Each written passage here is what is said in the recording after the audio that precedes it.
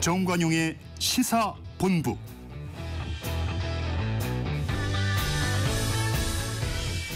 이부입니다. 오늘은 추석기획 갈 수 없는 고향으로 꾸미겠습니다. 고향에 있어도 갈 수 없는 분들, 바로 북한 이탈 주민들이죠. 명절이 다가오면 더욱 마음이 아릴 수밖에 없을 텐데 잠시 후에 두 분 초대해서 이런저런 이야기 함께 나누겠습니다. KBS 1라디오의 모든 프로그램 유튜브에서도 함께할 수 있습니다. 실시간 방송 보실 수 있고요. 정치, 경제, 사회, 문화 다양한 콘텐츠도 마련되어 있어요. KBS 1라디오 유튜브 채널 구독, 좋아요, 댓글 부탁드립니다. 네, 2부 출발하죠.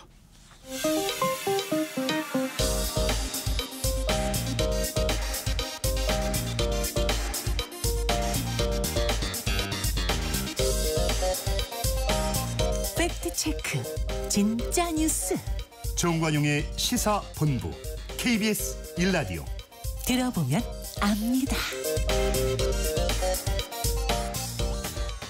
이제 내일 모레가 추석입니다. 정관용의 시사본부 추석기획 갈 수 없는 고향. 고향은 있어도 갈 수 없는 두 분, 북한 이탈 주민 함께 만나겠습니다. 이소연 씨 어서 오세요. 네, 안녕하십니까. 북한 이탈 주민 이소연입니다. 그리고 이연아 씨 어서 오세요. 네, 안녕하세요. 이연아입니다. 네, 두 분 서로 잘 아시죠? 네. 네. 추석이 다가오면 더 고향 생각이 납니까? 주변에서 그러니까 언론이나 또는 이렇게 바깥에 나가면 분위기가 그러니까요. 고향 간다, 차 막힌다, 네, 명절 선물 준비한다 이런 얘기 들으면 그런 생각이 납니다. 그렇죠. 우리는 갈 수 없구나. 우리도 보고 싶은데. 네. 예, 그런 생각을 합니다. 이연아 씨도 마찬가지죠. 네, 저희는 어머니 아버지가 함께 오시다 보니까 어제 나들이를 잠깐 을왕리에 칼국수 먹으러 다녀왔는데 엄마가 아유 이대로 그냥 고향에 제사 지내러 갔다 왔으면 좋겠다. 네. 보고 싶다 이렇게 말씀하셔서 제가 다른 주제로 얘기를 돌렸어요. 그래도 어머니 아버지가 같이 오셨네. 네. 그래도 고향에 친척들 남아 계시죠? 많죠. 그죠? 다 있죠. 예. 이소연 씨는 고향에 누가 있어요? 아버지가 제가 탈북한 다음에 돌아가셨습니다. 예, 그리고 어머님이 지금 계시는데 사실 아버지의 묘소에 저희 오빠들이 가서 이렇게 뭐 좀 차례도 지내고 해야 되는데 오빠 두 분도 지금 돌아가시고 하셔서 예, 사실 많이 마음이 아픕니다. 게다가 지금 우리 이소연 씨가 직접 입에 담질 않았지만 북에 아들을 두고 왔잖아요. 네. 아이고 벌써 눈이 그렇게 눈물이 가득 차면 어떡해요. 네, 제가 왜 이소연 씨 아들 얘기를 꺼냈냐면요. 지난 7월 14일이 제1회 북한 이탈 주민의 날이었어요. 이때 대통령의 연설을 들으면서 우리 이소연 씨가 청와대 영빈관 기념식에서 나 때문에 아들이 수용소에 있다라고 눈물을 흘렸다는 그런 보도를 저희가 접했거든요. 자, 먼저 대통령의 연설 잠깐 들어보죠. 북한 정권은 탈북을 막기 위해 국경 지역에 장벽과 전기 철조망을 치고 심지어 지뢰까지 매설하고 있습니다. 대한민국을 찾는 북한 동포를 어떠한 일이 있더라도 단 한 분도 돌려보내지 않을 것입니다. 북한 이탈 주민의 날이 그동안 없었다가 금년에 이제 처음 생긴 거죠. 그죠? 네, 맞습니다. 이소연 씨는 한국에 온 지 몇 년 되셨어요? 저는 지금 14년 차 됐습니다. 14년. 예. 이연아 씨는? 저 12년 차입니다. 12년. 그러니까 네. 벌써 10년이 훌쩍 두 분 다 넘었는데 북한 이탈 주민의 날이 생겼다. 이 소식 듣고 어땠습니까? 사실 탈북민이라는 말은 우리 한반도가 분단이 안 됐으면 없어야 되는 단어인 것 같아요. 당연한 얘기죠. 예. 예. 그런데 저희가 어떻게 북한의 정권의 그러한 것들을 피해서 탈출해서 왔기 때문에 탈북민인데 이러한 역사에 남을 탈북민이 생겼고 또는 역사가 기억해주는 이런 명절이 생긴 것 같아서 어떻게 보면 탈북민에게는 아마 최고의 명절이 된 날이 그렇죠. 아마 그렇죠. 이 날이지 않을까 싶습니다. 7월 14일이. 네. 어떠세요? 저도 그냥 마음속으로 많이 울컥했었던 것 같아요. 고향 떠난 사람들에게 이게 따뜻한 말 한마디는 정말 큰 힘이 되고 마음에도 많이 와닿는데 그래도 대통령 되신 분이 이런 또 의지에 찬 말씀을 하신다는 것 자체가 모든 탈북민들한테는 큰 위로가 되고 힘이 되는 그런 계기가 됐던 행사인 것 같아요. 이제 해마다 7월 14일을 기다리시겠네요. 그럼요. 그죠? 네.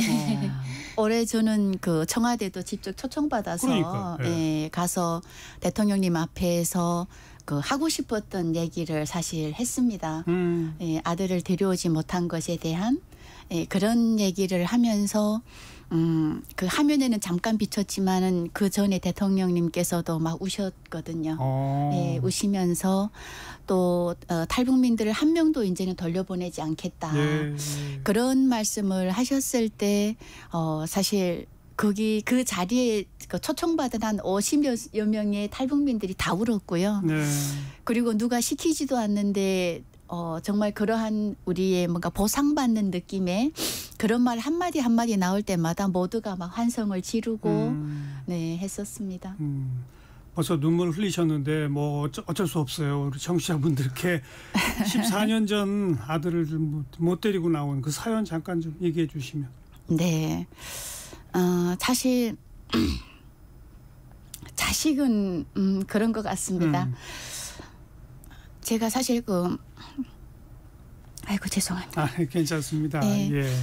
사실 탈출한 다음에 아버지가 돌아가셨고 제가 탈출한 다음에 오빠 두 분이 다 안 좋게 이렇게 돌아가셨는데 그때는 정말 뭐 아버지가 돌아가셨을 때에는 우리 아버지 가셨구나. 그런데 그곳에 갈 수도 없구나. 동일이 돼야 묘소에나 가보겠다. 그랬거든요. 그러니까 아버지가 돌아가신 이야기는 어떻게 보면 그냥 가슴에 이렇게 묻어지는데 사실 제가 6살짜리 아들을 북한에 두고 이렇게 나왔습니다. 나왔는데 10년 뒤에 그 아들이 학교를 졸업하면서 브로커를 통해서 전화가 왔는데 엄마가 탈북했기 때문에 대학교도 못 가고 미술을 그렇게 잘 그려서 평양에 가서 상을 많이 받았음에도 어디에서 인정 못 받고 너무 힘들게 산다.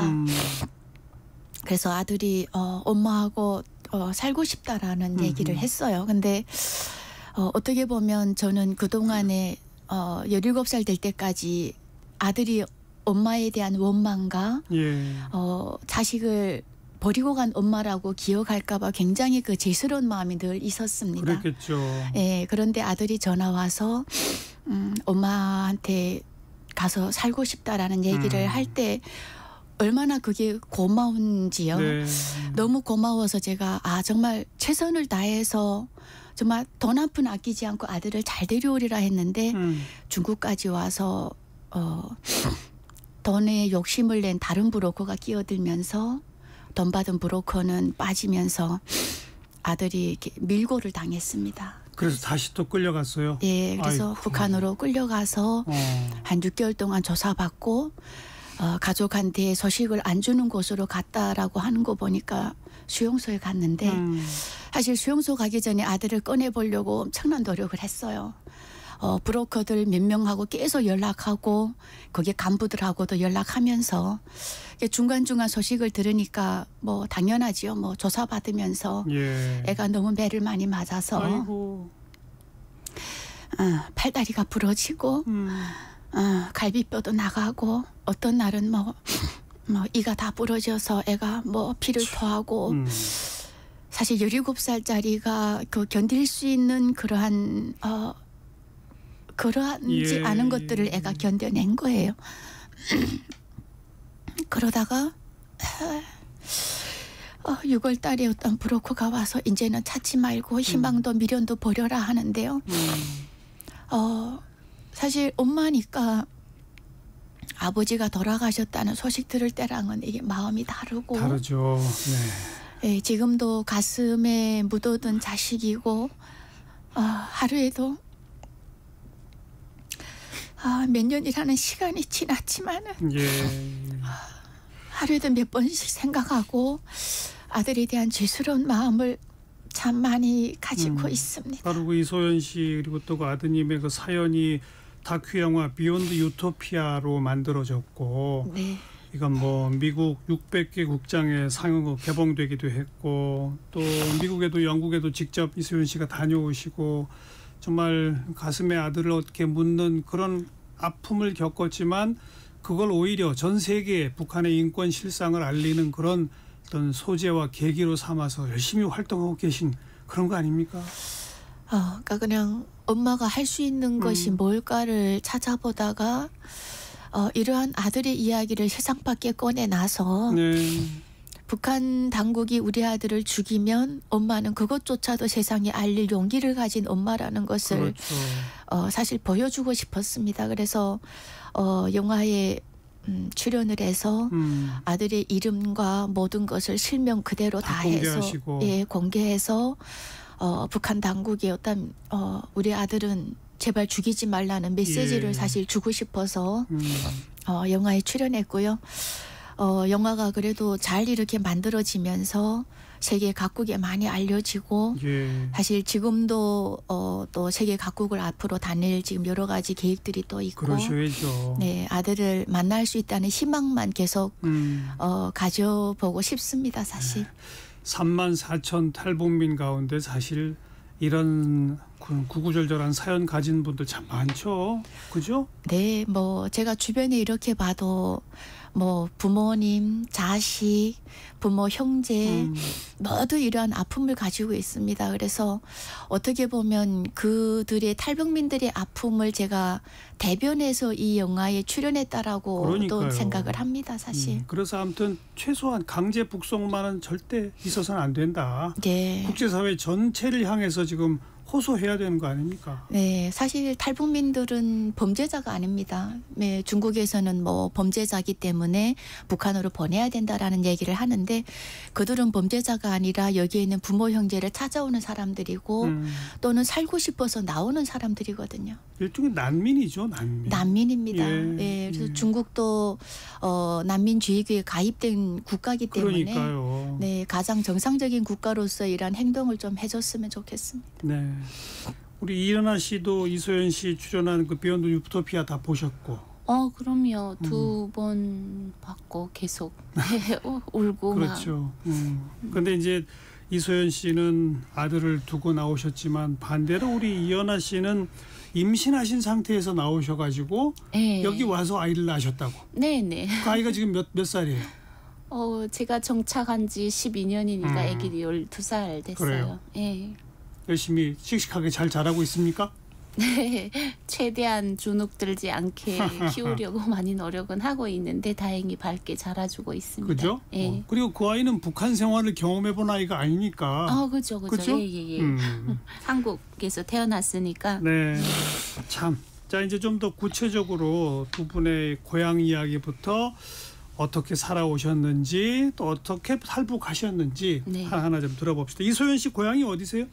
저는 함경북도 회령이 고향입니다. 함경북도 회령. 예. 거기서 이제 몇 살까지 자라셨어요? 제가 17살까지 고등학교 다니고 네, 고등학교 졸업하면서 사실 아버지가 대학교 교수하시면서 대학 교수? 예. 그래서 그 해령에 가면 김일성의 부인의 이름을 딴 김정수 교원대학교가 있습니다. 네네. 거기에 아버지가 계셨는데 엄마가 학교 졸업하면 아버지 뒤를 이어서 대학교 졸업하고 학교 선생님 하면 좋겠다 그랬습니다. 그렇죠. 근데 제가 그냥 당원이 되고 싶어서 자원해서 군대를 갔습니다. 17살에? 예. 17살에 군대 받아줘요? 네, 북한은 고등학교 졸업하는 나이가 보통 17세, 18세가 되기 때문에 네, 별로 이상하지가 않습니다. 그래요? 그 나이가. 예. 그러니까 여군이 되신 건데 예. 북한도 여성 징집은 없죠? 최근에는 이 출산 때문에 출생 이게,율이 굉장히 낮아서 여군들도 거의 징집 형태로 가는데 저희 때에는 자원이었습니다. 자원에 가시면 예. 그러면 몇 년 복무하는 거예요? 제가 군복무할 때 만 5년이었거든요. 그런데 제가 입대하고 김일성이 죽고 김정일이가 선군 정치한다 그러면서 갑자기 요군들은 10년 하고 남군들은 10년 하던 거 13년 해라. 네. 근데 배로 불어났는데 저 거부할 수가 없습니다. 북한은. 난 5년 할 줄 알고 갔는데 네. 그냥 강제로 10년. 예. 사실 싫습니다를 못하는 게 북한이잖아요. 그렇죠. 그래서 예, 요즘에는 북한에서 싫습니다 하게 되면 선선한 데 간다 그러거든요. 선선한데? 예. 서늘한 곳에. 서늘한 곳에. 서늘한 곳. 예. 끌려간다. 예. 예. 그냥 네 하겠습니다 하고 10년 했습니다. 그 10년 동안 어디서 어떤 보직으로 복무하셨어요? 사실 이렇게 말씀드려도 되나? 그 대한민국 국민들에게 굉장히 죄송한데요. 제가 그 황해남도 해주라는 사군단 사령부에서 서해 5도를 관할하는 최전현 군단에서 군복무를 했습니다. 그래서 입대해서 종심정찰대대의 통신병으로 통신병. 예, 가서 거기에서 통신을 배우는데 저희가 유사시에 또는 뭐 필요에 따라서 정찰병들이 대한민국에 정찰을 들어오면 저희가 따라 들어와서 청와대, 계룡대, 무슨 서울, 뭐 여의도 이러한 중요한 거점들을 정찰을 해서 북한의 모르스부어로 던쭈주주하고 보내는 겁니다. 네. 직접 우리 이소연 씨가 그 역할을 했다고요? 예. 그래서 저희가 139형 그 소련제 무성기를 메고 예, 딱 정찰하고 들어와서 용산이 있더라 그러면 쭈던 하고 모르스부어를 보냅니다. 북한에. 용산에 오셔서? 예. 직접 오셨다고요? 아니 오진 않았지요. 무슨 얘기예요, 그러니까? 그러니까 그런 임무를 유사시에 수행을 하는 겁니다. 네, 정찰병으로 수행을 해서 포사격, 면적 사격을 유도하는 겁니다. 네. 자, 여기에 좌표를 찍어줘서 여기로 포사격을 해라. 여기가 용산이니까. 예. 또 여기가 청와대 옆이니까. 예. 그런데 이제 직접 오신 건 아니고. 왔으면 전쟁 났지요. 전시에 내가 예. 그쪽에 가면 예. 그런 역할을 하는 임무를 가지고 계속 훈련을 하신 거구나. 그렇죠. 10년 동안을 꾸준히 계속 훈련을 했기 때문에 그때 모르스부어가 지금도 생각나고. 방금 하시는 거 보니까 전문적이게 완전히. 예. 예. 그거를 기재를 가지고 다 해서 보내고 만약 경우 저희가 들어와서 통신이 잘 안 됐다. 예. 그럴 경우에는 전 군의 포사격을 나에게로 하고 그렇죠. 자폭해야 되는 그런 그렇죠. 임무였습니다. 그럼 10년 내 훈련만 받으신 거네, 사실. 뭐 그냥 침투 훈련과 그러니까. 그다음에 침투하기 위한 모의 훈련과 이런 것들만 계속했습니다. 요즘 들리는 얘기에 의하면 군인들한테도 이 식사 보급이 잘 안 된다던데. 예. 이소연 씨 복무 기간 동안에는 어땠어요?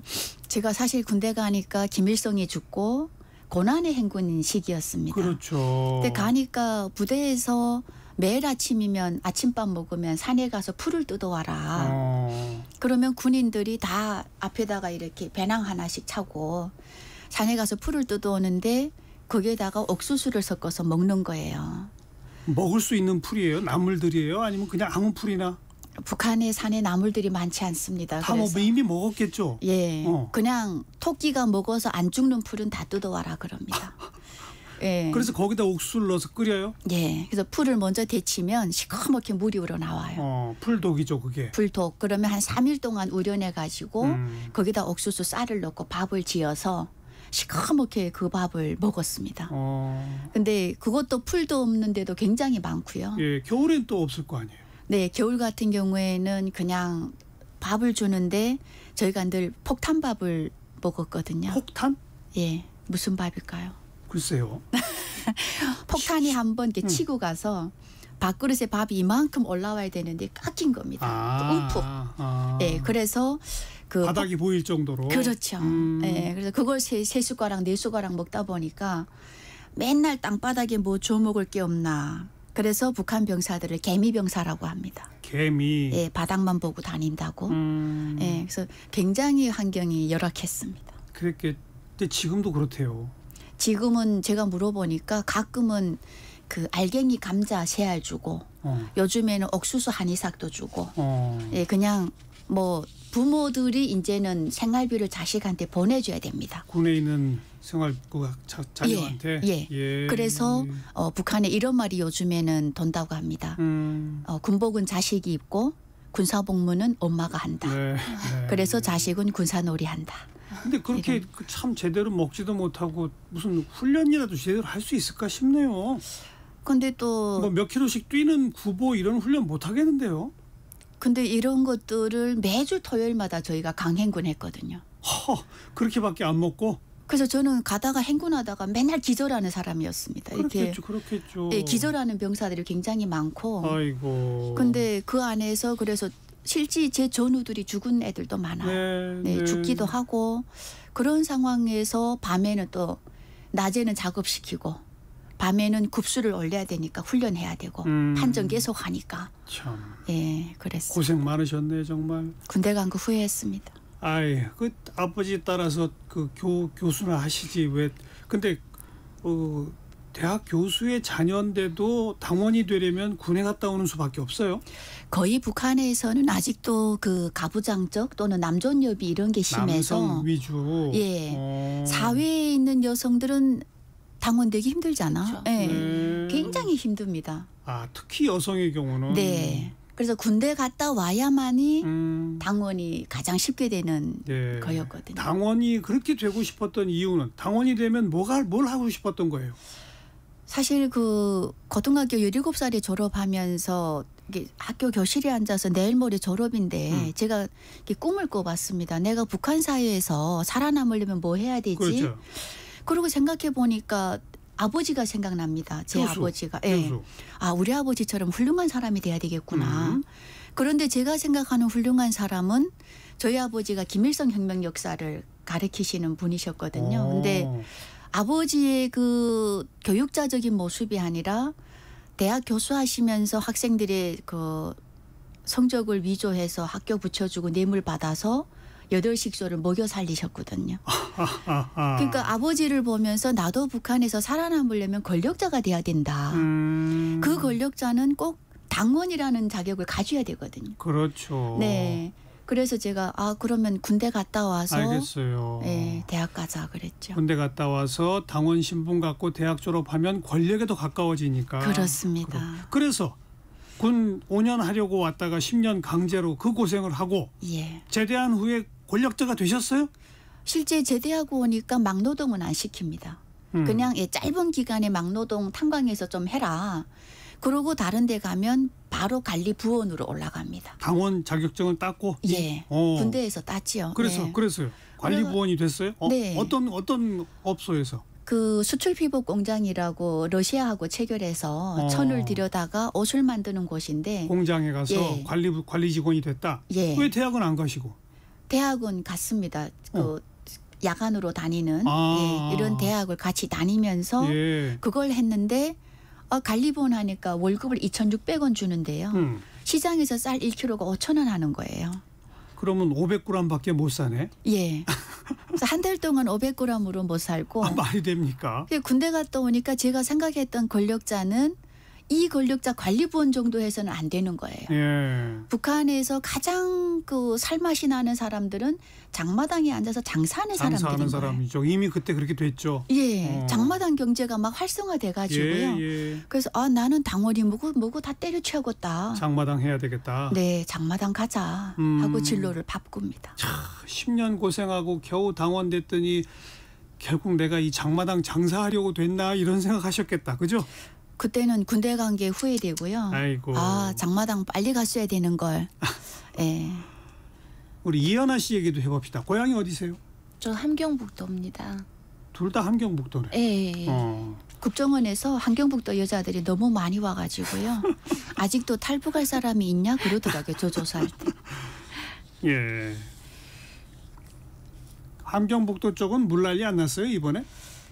났다고는 하는데 저희도 좀 걱정인 게 그래도 신의주 이쪽 훨씬 더 심하대잖아요. 네, 저희는 상류긴 한데 일단은 돈을 해마다 달라고 이렇게 중국 브로커를 통해서 떼를 쓰던 삼촌들이 계셨거든요. 네. 그래서 근데 그분들이 연락이 안 오셔가지고 좀 많이 걱정하기는 합니다. 그 매년 돈 달라고 하던 분들이 그 소리가 없다는 얘기는 네. 혹시 어떻게 되셨을까? 네, 그래서 좀 많이 지금 걱정을 하고 있어요. 제사 지낼 사람이나 있는지 네. 이런 걱정하고 있어요. 그래 함경북도 어디라는 거? 저 연사예요. 감자 많은. 연사. 예. 그래 거기서 몇 살까지 사시고? 거기서 24살까지 살았고 25살까지 살고 이제 그리고 또 시내를 한번 내려옵니다. 그래서 다른 시내를 또 가서 조금 살다가 그러다가 탈북을 하게 됐죠. 그럼 학교 졸업할 때까지 공부하시고 그다음에 뭘 하셨어요? 저는 라디오 아나운서라고 거기는 방송원이라고 하는데 라디오를 이렇게 그러니까 글은 기자들이 써주시고 작가분들이 써주시고 제가 편집을 하거나 뭐 송출하거나 이런 것까지 지방 방송이다 보니까 그러니까 그 지역 방송국에 네. 아나운서를 하셨다. 예. 그건 뭐 시험 봐서 뽑아요? 어떻게 뽑아요? 원래는 시험인데 저는 운 좋게 어떻게 지역 그 아나운서가 결혼을 갑자기 하게 돼서 공석이 나 있었거든요. 그 결혼하면 그만둬야 돼요? 네, 다른 곳에 갔으니까. 그래서 가다 보니까 빈자리가 나 있었는데 저도 마침 그때 직업을 골라야 될 때니까 거기 여기는 면접을 봐야 됩니까? 하고 엄마를 통해서 이렇게 지인 찬스를 썼는데 원래는 봐야 되는 건데 지금 급하니까 한번 해보세요 하고 소설책 한 권 읽고 그래서 바로 채용이 됐던 특채 되셨구나. 특채 특채 잘 우려 먹었습니다. 이소연 씨 아버님은 대학 교수셨는데 우리 이연아 씨 아버님 가정 형편은 어땠어요? 가정 형편은 저희 집도 아빠가 상업 부문에서 일을 하셔가지고 은행에도 계셨고, 예, 그러다 보니까 굶어 죽을 정도는 아니었던 것 같아요. 네. 그리고 아나운서 활동을 그러면 탈북하시기 전까지 쭉 계속 하셨어요? 중간에 저희 집도 부모님이 그 직업 변동이 생기면서 조금 경제난이 있었거든요. 저도 결혼할 정년기가 되다 보니까 돈도 좀 벌어야 되겠고 화장품 쓸 돈도 필요하고 그래서 아나운서를 하면서 사실 조금씩 개인 장사를 했거든요. 근데 이게 조금씩 하는 거하고 전업하는 거하고는 좀 많이 힘든 부분이 있으니까 그래서 아무래도 이게 꿈을 이루는 거하고 실제 생활하고 너무 거리감이 있는 거예요. 그래서 원래 꿈이 뭐였어요? 저는 이춘희가 되는 거였어요. 그러니까 북한의 최고 유명한 아나운서? 네, 원래 제 별명이 제2춘희가 될 거다. 저희 스승님이 그렇게 말씀을 하셨어요. 목소리에 파워가 있다. 그래가지고 했는데 일단 거기까지 가기가 저희 집이 부자가 아니고 또 저도 딸이 하나다 보니까 가장의 무게를 느낄 때가 오더라고요. 외동딸이세요? 네. 그래서 제가 평양에 가게 되면 부모님이 제 뒷바라지를 해주셔야 되는데 평양 연극영화대학에 이제 2년제 그 방송학과를 다녀도 부모님이 뒷바라지 하셔야 되는데 그럴 상황이 아니니까 제가 과감하게 직업을 포기하고 장사기를 선택했거든요. 아나운서 그만두고 장마당으로? 저는 장마당은 못 나가고 그래서 저는 여러 가지 장사를 했었는데 제일 많이 했던 게 금 재련을 했었습니다. 금을 직접 재련해요? 네. 금광을 캤단 말이에요? 금광에 있는 돌을 제가 사가지고 집에서 금광석을 사가지고? 네, 집에서 청화재련이라고 시약을 가지고 만드는 그런 게 있어요. 그게 굉장히 전문가들이 하는 거 아니에요? 전문가도 전문가고 몸에 해롭습니다. 일단은 여자가 하게 되면 제가 그때 26살이었는데 시작을 하니까 이렇게 생리가 다 없어지더라고요. 어이고. 그러니까 시안산 나트륨이라고 우리가 꽁 잡을 때 쓰는 그 독약이 있잖아요. 그걸 가지고 금을 녹이는 거거든요. 그러니까 원래 그건 전문적인 공장에서 여러 가지 안전 시설도 갖춰놓고 해야 되는 걸 그냥 집에서 그냥 막 했다 이거죠? 네, 막 했죠. 그래서 그거 하다가 몰수도 되고 아예 그냥 그래서 다 전 재산 몰수되고 그러다 보니까 이제 제가 여러 가지 고민을 하다가 또 결혼이라는 도피처를 찾았는데 그것도 잘 안 됐어요. 안 됐어요? 네, 그래가지고 결국은 한국으로 오게 됐죠. 간단히 말하면 학교 졸업하고 특채로 지인 찬스로 아나운서 활동 좀 하시다가 이춘희를 꿈꿨으나 그러나 이 경제가 문제라서 그렇습니다. 그래서 이것저것 장사하시고 금 재련도 해보고 근데 이도저도 몰수당하고 안 돼서. 몰수에 압수에 거기다 또 화폐 교환을 2번을 겪다 보니까 당했죠. 맞아요. 그냥 집 한 채가 다 없어지니까 그 첫사랑하고 헤어졌을 때도 저는 눈물이 안 났었거든요. 근데 전 재산을 몰수를 딱 당하니까 눈물이 그렇게 나오더라고요. 돈이 뭔지. 그랬겠죠. 아 정말 엄청 울고. 예. 아 힘들었어요. 참. 예. 그나저나 제2의 이춘희를 꿈꿨다고 하니까 예. 이춘희 아나운서 흉내 한번 내보세요. 그 왜 북한 방송에 전형적인 어투 있잖아요. 그쵸. 그거 한번 해보세요. 이게 이제는 목소리에 힘이 다 빠져가지고 자본주의 올라서 제대로 안 나오는데 일단은 버전이 여러 가지가 있어요. 그래서 가장 근본적인 이춘희로 한번 해본다면 위대한 용도자 김정일 동지께서 자강도의 여러 부문 사업을 현지에서 지도하셨습니다. 요게 악센트가 가장 그쪽에 가까운 1호보도에 가까운 버전이고 요거를 살짝 소개 기사라고 부드러운 방송화가 있는데 그걸로 변화한다면 위대한 용도자 김정일 동지께서는 자강도의 여러 부문 사업을 현지에서 지도하셨습니다. 이렇게 부드러운 버전이 되는 거죠. 아, 2가지 차이를 다 느끼겠는데 예. 둘 다 굉장히 익숙해요. 많이 들어보던 거예요. 예. 네. 그래서 이걸 가장 많이 했던 것 같아요. 네, 2024년 추석 특집 갈 수 없는 고향, 우리 북한 이탈 주민 이소연 씨, 이연아 씨 2분의 이야기 듣고 있습니다. 1시 32분 향해 가는데요. 잠깐 교통정보 전해드리고 또 이야기 나누도록 하죠. 김민혜 씨. 네, 이 시각 교통정보입니다. 고속도로 귀성길 정체 이어지고 있는데요. 경부고속도로 부산 방향으로 잠원에서 비령 분기점까지 총 50km가량 더디게 지나고 있고요. 서울 방향은 옥산 분기점에서 청주 휴게소까지 8km 주춤합니다. 서울 양양고속도로 양양 쪽은 남양주 요금소에서 서종까지 14km 정체, 홍천 휴게소에서 내촌까지는 12km 막힙니다. 서해안고속도로 서울 방향은 서산 부근 1차로에서 사고나 처리하면서 부근 정체 이어지고 있고요. 목포 쪽은 서평택 분기점에서 군산까지 36km 가다서다를 반복하고 있습니다. 또 논산 천안고속도로 논산 방향은 풍세 영업소에서 논산 분기점까지 31km 정체입니다. KBS 교통정보센터였습니다.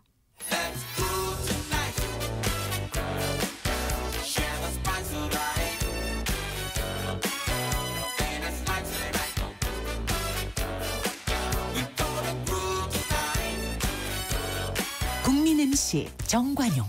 KBS 1라디오 정관용의 시사본부. 들어보면 달라요. 추석 특집 갈 수 없는 고향, 북한 이탈 주민 이소연 씨, 이연아 씨 2분과 함께하고 있습니다. 이연아 씨, 그 북한 지방방송 라디오 방송이라고 그랬죠? 네. 우리가 아무래도 방송국이다 보니까 좀 궁금해서 그러는데 지방방송국이면 그러면 제작을 보통 어떻게 해요? 평양에서 보내는 중앙방송을 틀어주는 게 몇 프로 정도나 돼요? 그게 거의 90% 이상을 틀어주고 지방 방송이 나갈 기회는 하루에 2번을 줍니다. 그래서 새벽에 1번, 오후 시간 1번. 그래서 그 시간에는 이제 지방 방송이 자체 보도를 만들고 자체 뉴스나 그 지방 기사를 실을 수 있는 시간을 주다 보니까 그때는 지방 도방송위원회에서 이제 제작을 하고 그것도 그 짬에 이제 군 방송들이 나갈 수 있는 시간을 또 배분을 해서 줘요. 따로 줘요? 예. 그래서 그런 시간들이 이제 있는데 그 뉴스는 다 내용이 다 똑같고 대신 지역이 좀 다를 뿐이고. 그렇죠. 예. 그런 내용을 하루에 2번 정도 성취를 하곤 했었습니다. 아니 근데 그 뭐 함경북도 그 지역에서 발생한 뉴스가 다 서서 다를 거 아니에요? 다르죠. 그러니까 그거 보내는 시간은 딱 하루에 2번. 20분씩 2번 정도. 그거밖에 안 되는구나. 네. 그렇게 안 돼. 거의 다 중앙방송에 의존해서 하고 있으니까. 네, 20분이라 해도 내용은 사실 많이 나가요. 네, 뉴스 5개 정도. 그다음에 음악 시간 4-5개 틀어주고. 그렇게 정도. 그래도 뭐 우리나라에서는 뭐 중앙도 그렇습니다만 지방 방송국 아나운서들도 꽤 인기 있는 직업인데. 그렇죠. 북한에서도 그래요? 저는 라디오다 보니까 이제 목소리만 나가고 사람들이 모르고 있다가 저도 어디 가서 인사를 하거나 뭔가 사정을 해야 될 때 어디 뭐 열차를 타거나 해야 될 때 안녕하십니까 방송원입니다 이러면은 그 목소리는 너무 익숙하니까 사람들이 갑자기 막 그러냐고 일로 오시라고 이렇게 하면 살짝 그 직업의 귀함을 살짝 느낄 때가 있었습니다. 잘 대해주는군요. 잘 대해줬었어요. 네. 근데 월급이 얼마 안 돼서 예, 월급 참 눈물 나죠. 예. 아니 뭐 방송원은 그래도 일반 노동자보다 월급이 있다고 하는데도 저도 쌀 2kg 사고 나니까 없더라고요. 그래서 화장품 살 돈도 필요하고 뭐 그러니까 조금씩 장사도 좀 시작을 하다가 아예 때려치게 되더라고요. 네. 그게 거의 모든 아나운서들이 똑같아요. 중앙방송원들은 그래도 우대가 있거든요. 배급도 나오고 뭐 이춘희 같은 경우는 완전 나라의 국보급 존재니까. 그건 이제 평양의 특수계층만 그런 거고. 네, 지방방송원들은 저희 지역 아나운서들이 12명 정도였는데 다 이제 나가서 오후에는 장마당에 나가서 담배 장사 하시거나 환거래 장사 딜러를 하시거나 그러다가 뭐 강도에 머리 맞아서 머리 전체를 다 수술한 분도 계시고 네, 다 각양각색으로 삶을 이렇게 이끌어 나가시니까 오히려 회사를 꼬박꼬박 다니는 사람이 이상할 정도죠. 저 집은 뭐 먹고 사니 이렇게 하고. 그 우리 이소연 씨도 조금 아까 얼핏 얘기가 아주 그 지역에서는 그래도 굉장히 유명한 대학의 교수이신데 월급으로 안 되니까 뭐 학점 어떻게 해서 뇌물 받고 뭐 이랬다고 그랬잖아요. 네, 그러니까 북한은 대학교가 국가가 운영하는 대학교가 전국에 정말 손이 꼽을 정도로밖에 없거든요. 저희가 졸업할 때 300명 중에 대학교를 3명 갈 정도니까. 그래서 대학교가 굉장히 교수하게 되면 전교에 딱 2명이었습니다. 자녀가. 그 정도로 이렇게 파워가 계시니까 있는데. 그걸 가지고 아버지가 월급이 3,800원이었어요. 박사하셨는데 그거를 쌀은 못 사고. 그래서 전문 아버지는 그냥 제가 그랬습니다. 우리 아버지는 나가면 옥수수를 어디서 가져올까? 감자를 어디서 또 가져올까? 어느 학비용 집에 갔다 올까? 막 이것만 생각하시지 않을까? 그러면 그 자식의 교수가 오게 되면 뇌물을 자동차에 다 초달구지에 실어주거든요. 네, 채소가 자전거에 실어주는 거니까. 그러니까 이게 뭐 명문 대학의 특수계층이라고 할 수 있는 대학 교수도 또 인기 있는 직업인 아나운서도 또 무슨 공장의 간부급 사원도 뭐 그거 아니면 뭐 그냥 일반 공장의 직원이라 하더라도 뭐 거기서 거기네요. 다 월급으로 못 사는 거네요. 그러니까 북한의 사회주의 계획경제라고 하고 모든 사람이 평등하게 살고 흰쌀밥에 고기국 해준다 했거든요. 근데 보니까 제가 제대하고 보니까 엄마 사회주의 계획경제는 개뿔 죄송합니다. 괜찮아요. 말씀하세요. 장마당 지금 이 마당에 개뿔 소리 정도 가지고 뭐 문제가 되겠어요? 안 되죠. 화가 나는데 지금. 그러니까 장마당에 가니까 모든 사람들이 다 승냥이가 돼 있어요. 착하지 않아요. 그러니까 한국의 승냥이란 짐승 없고 늑대 비슷한. 뭐 승냥이 그러면 압니다. 저희도. 예. 다 승냥이 돼가지고 어떻게 하면 남한테서 이 돈을 받아서 내가 이게 부를 축적할 수 있을까 이런 사람들만 남아 있고요. 그래서 착한 토끼는 다 죽었다 그러더라고요. 그러니까 뭐 일반 그 직장 생활을 다 포기할 정도로 그냥 직장에만 매여 있는 사람은 못 살 정도의 그런 경제 시스템이다 보니 다 음성으로 그리고 각종 범죄가 판칠 거고 그 음성이라고 하는 거야말로 범죄가 없으면 이상한 거죠. 그런 삶을 두 분 다 사시다가 이제 이래서는 안 되겠다고 나오신 거네. 그죠? 네. 그런데 북한에서 그렇게 살면서 한국에 가면 좋다더라는 건 이미 알고 계셨어요? 두 분 다? 저는 제대하고 이렇게 오니까 그 여동생이 그 사범대학교하고 교원대학교를 졸업하고 유치원 교사를 했습니다. 근데 이 동생이 저한테 이렇게 저녁마다 이렇게 대한민국 드라마를 갖다 줬어요. 그래서 실제 뭐 가을동화 겨울연가 천국의 계단은 북한 사람 다 보지 않았을까 싶고요.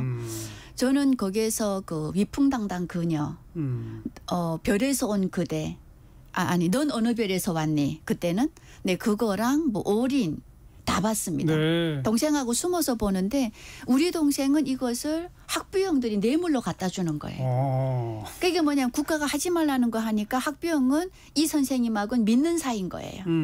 그다음에 북한의 젊은 세대인 자기 그 자식의 선생님한테 갖다 주면 이게 신임을 얻는 겁니다. 그래서 그러면서 앉아서 드라마를 보는데 사실 저희 아버지는 보지 마라. 나는 안 본다.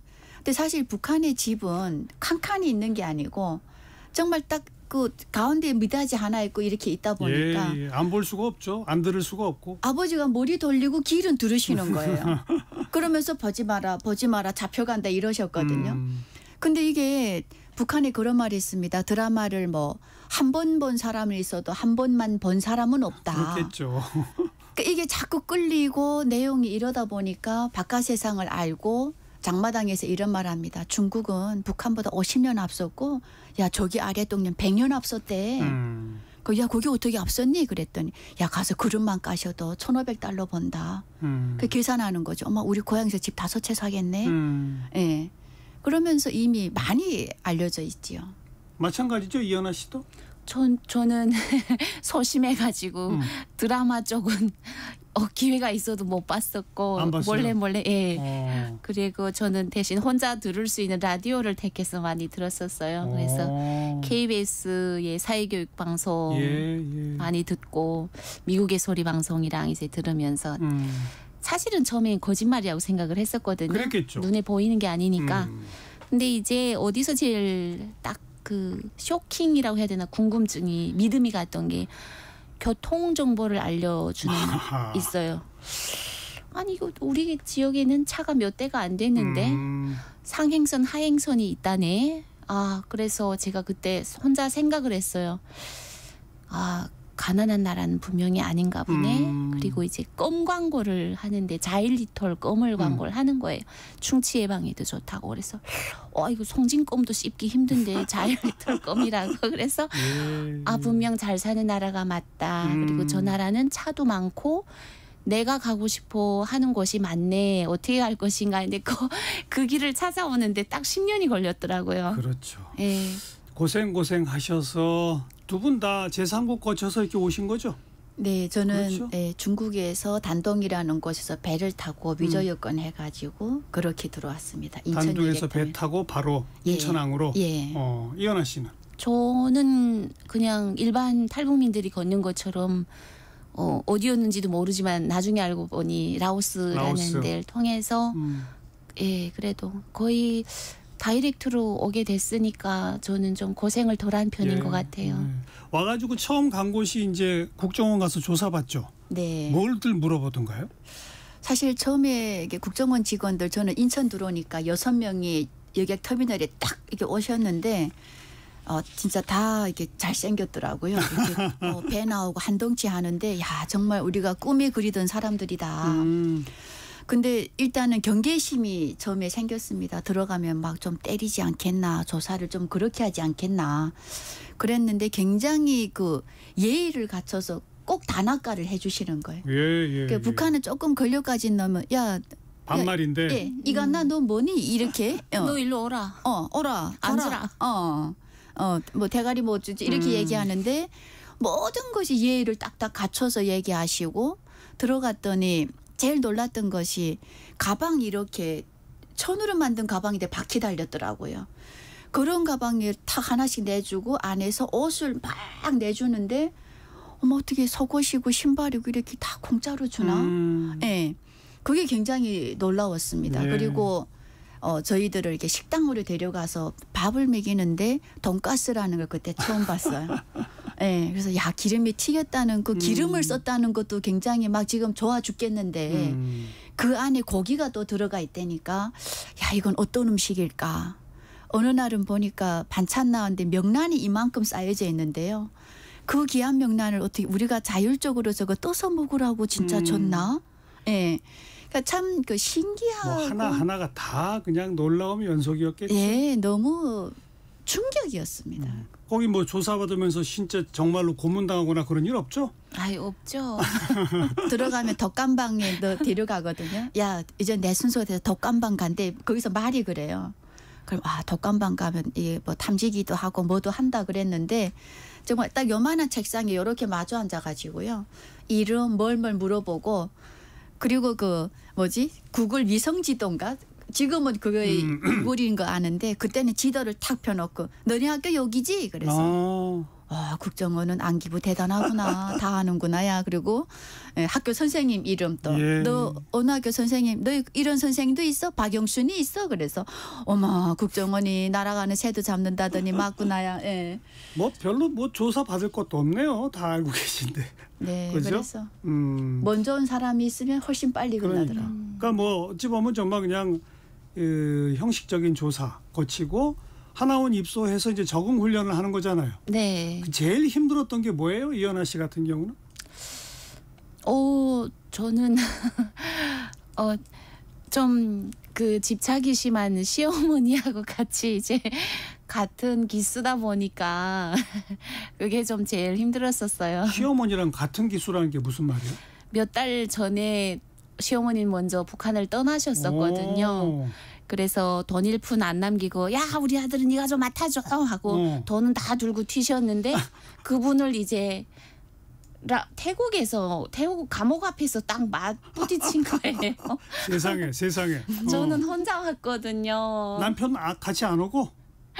그럴 사연이 또 있어서 완전 혼자 왔는데 여기가 중국도 아니고 태국까지 왔는데 너무 낯익은 얼굴하고 딱 부딪히니까 제가 내가 이제는 너무 돈도 압수를 많이 당하다 보니까 이제는 정신줄이 나갔구나 하고 제가 제 볼따구를 막 꼬집어 봤는데 진짜 어머니였어요. 아니 제가 이 일반적인 북한 이탈 주민들 한국에 와서 하나원 교육받으면 뭐가 힘들었어요? 나 여러 가지 얘기 들어봤지만 돈 들고 튄 시어머니 만나서 힘들었다는 얘기 제가 처음 들어봤습니다.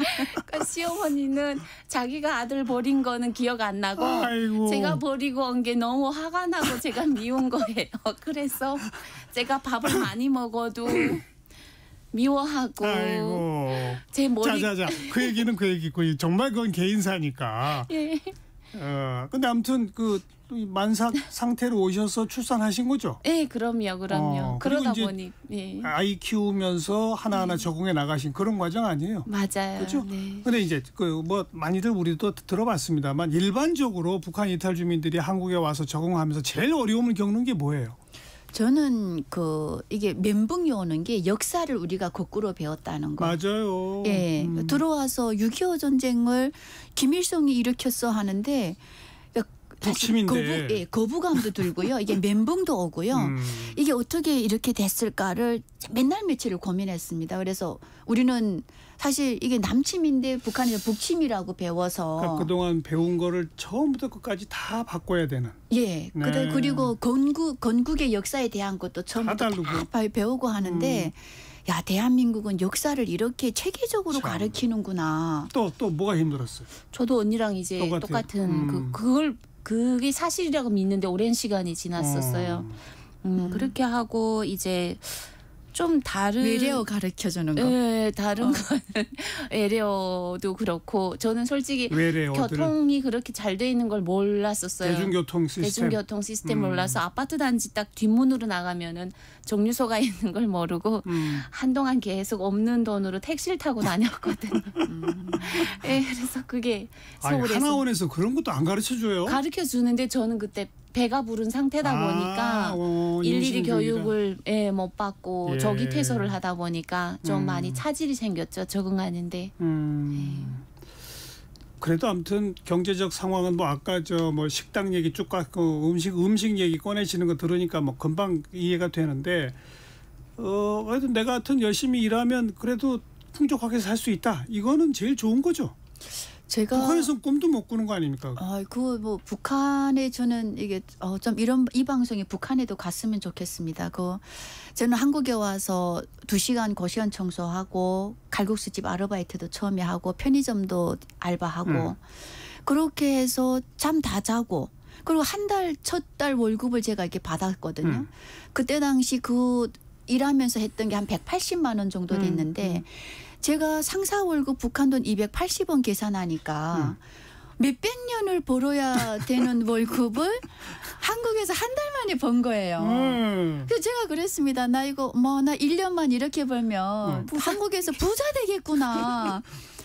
근데 3년 지나도 왜 저는 부자가 안 되더라고요. 여기 또 물가가 비싸잖아요. 그러니까 행복 지수라는 게 있더라고요. 그렇죠, 그렇죠. 네, 그리고 그때는 처음에 와서 한국 분들이 이렇게 꽃 피면 꽃 구경 가고 눈 오면 첫눈 구경 가고 그리고 이게 이렇게 추석 같은 명절에 차 막혀서 막 가는 거 그러면 안 가면 되지. 그 또 꼭 다녀야 되나 이분들이. 예, 그러니까 그런 거 모든 것들을 제 거로 만드는데 시간도 걸렸는데 거기에는 한국은 노력한 것만큼의 대가나 보상이 이루어지니까 저도 언젠가는 꽃 구경 가고 있고 그렇죠. 놀러 다니고 휴가는 어떻게 가지? 휴가도 알죠. 그렇죠. 예. 그러니까 노력하면 뭐 북한하고는 비교할 수 없게 벌긴 버는데 행복하게 사는다는 개념 자체가 북한하고 다르니까. 네. 꽃 구경은 어디서 뭐 북한에서는 꿈이나 꿨겠습니까? 그렇죠? 북한은 내가 먹자고 사냐 살자고 먹냐 그럽니다. 북한에서의 추석은 어때요, 이연아 씨? 똑같아요. 벌초 이제 추석 전에 며칠 전에 가서 이제 삼촌들이 있는 근데 추석은 북한은 휴일이 딱 하루라면서요.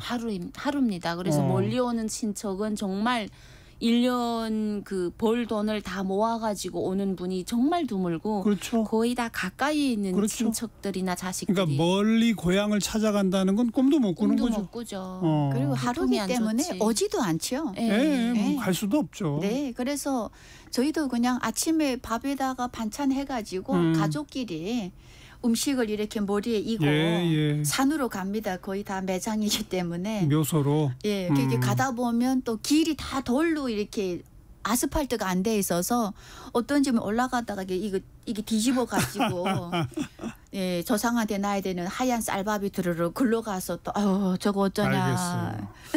그런데 이제 한국에 오셔서 이연아 씨는 이제 추석 연휴 맞아서 어머님 아버님하고 을왕리 칼국수를 먹으러 가고 그죠? 네, 예. 차례도 지내요? 추석 당일날? 차례는 와서 4년까지만 지냈던 것 같아요. 그러면서 부모님이 교회를 나가시기 시작하니까 또 열심히 또 말씀을 잘 듣더라고요. 또 바꾸시셨구나. 예, 야, 이 교회 나가면은 안 지내도 된단다. 그래서 그걸 바꿔도 되나? 그래서 올 추석에는 뭐 을왕리 다녀오신 거 말고 또 어떤 계획 있으세요?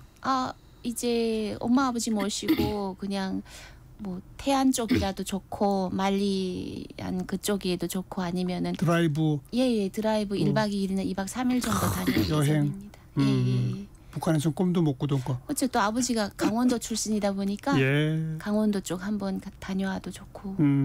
그래도 이연아 씨는 부모님하고 이렇게 또 아이하고 같이 지내니까 얼마나 좋아요. 그러게요. 저는 참. 예. 이소연 씨도 잘 지내셔야 돼요. 저희는 내일 탈북민들 한 15명이 모여서 오드산 통일전망대에서 이번에 통일부가 만들어 놓은 그 조형물이 있습니다. 탈북민을 기리는. 그 앞에서 차례 합동 차례. 예, 합동 차례를 하기로 했습니다. 아무튼 두 분 다 앞으로 행복하게 잘 좀 지내시기 바랍니다. 감사합니다. 잘 살아야죠. 그러니까요. 모든 사람들 목까지 합쳐서. 그러니까 제일 중요한 게 잘 사는 게 제일 중요한 거예요. 네. 두 분이 잘 산다는 건 우리가 통일돼도 다 함께 잘 살 수 있다는 증거가 될 수 있는 거니까. 네. 그렇죠? 네, 나 도저히 적응이 안 돼서 못 살겠어. 이렇게 되면 안 되는 거거든요.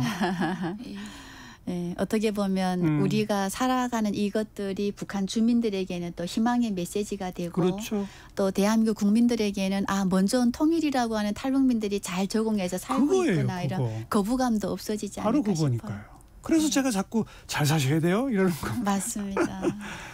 북한 이탈 주민 이소연 씨, 이연아 씨 행복하기를 함께 우리 기원하면서 오늘 인사 나누겠습니다. 두 분 고맙습니다. 네, 감사합니다. 고맙습니다. 네, 추석 특집 갈 수 없는 고향 함께했습니다. 나훈아가 부르는 머나먼 고향 듣고요. 다음 주에 뵙죠. 안녕히 계세요.